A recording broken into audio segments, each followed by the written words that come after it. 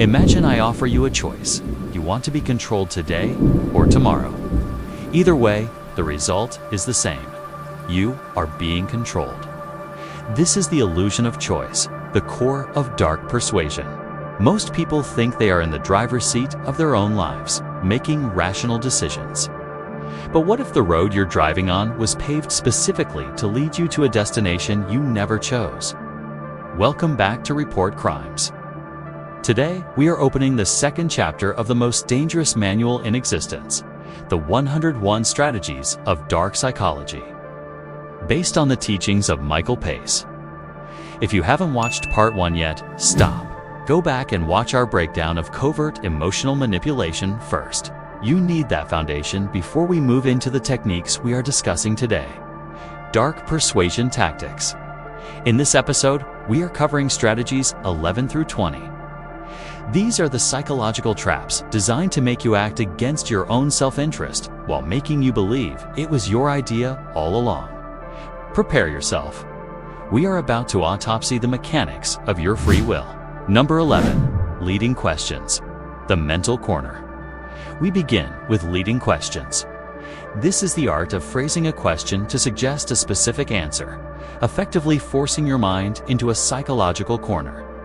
The strategy is the manipulator uses specific phrasing to command your thoughts toward a conclusion they have already chosen for you. Real-world case. A salesperson asking, "You want the best for your family's safety, don't you?" By saying yes to the value of safety, you find it nearly impossible to say no to the expensive upgrade they are about to sell you. Number 12. State transference. Emotional contagion. Have you ever felt a sudden rush of excitement just because someone else was excited? That is state transference. The manipulator projects a high-intensity emotional state, like urgency or hype, so that you catch it and act impulsively. Real-world case. Think of charismatic speakers at get-rich-quick seminars. They use high energy to get you into a state where you'll sign a contract you haven't even read. Number 13. Gradual escalation. The foot in the door. This is the boiling frog of persuasion. Gradual escalation. It starts with a tiny, harmless request to obtain a yes early. Once you comply with the small thing, you build a pattern of compliance that makes it harder to refuse much larger demands later. Real-world case. Trial periods for services that slowly add hidden fees and upgrades. You accept them because you are already in the system. Number 14. Masking intentions. The Trojan horse predators rarely tell you they are hunting. They use masking intentions. They provide a noble, neutral, or even helpful reason for an action to hide their true predatory motive. Real-world case. A company offering a free consultation. It sounds like a gift, but it is actually a high-pressure sales pitch designed to trap you. Number 15. The long con. The slow burn. The most dangerous manipulators are the most patient. The long con. They spend months or even years building rapport and trust. They aren't looking for a quick win. They are waiting for the perfect moment to execute a final, devastating exploitation. Real-world case.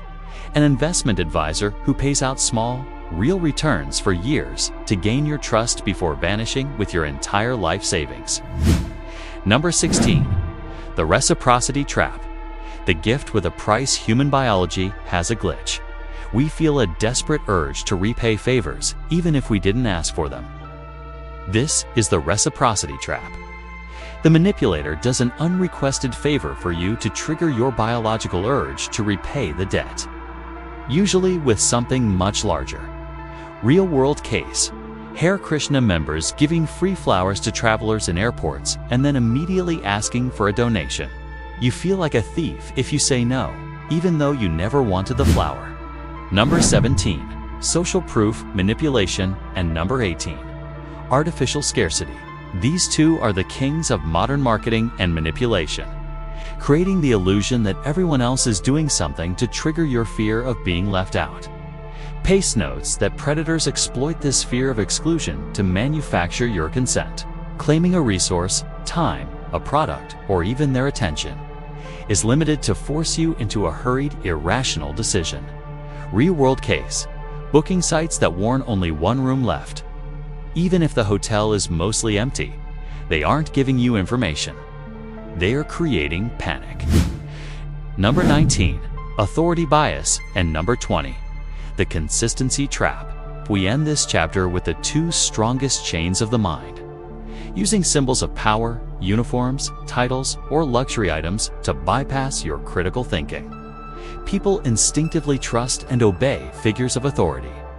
This is why scammers pretend to be from the IRS or Social Security, getting you to make a small, public commitment, then forcing you to act against your interests just to stay consistent with that value.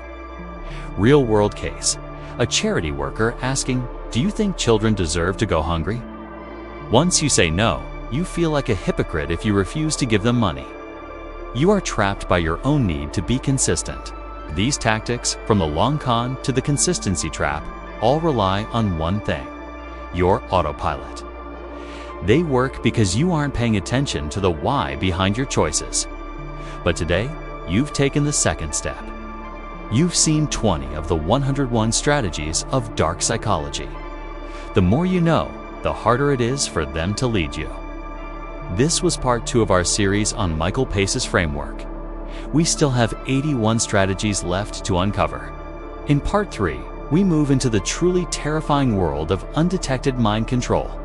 Techniques that bypass your conscious mind entirely, using subliminal cues and sensory flooding. I am your narrator for Report Crimes. If you want to protect your autonomy, subscribe, hit the bell, and share this with someone who needs to see the strings. Stay vigilant. The choices you make today are the seeds of your tomorrow. See you in part 3.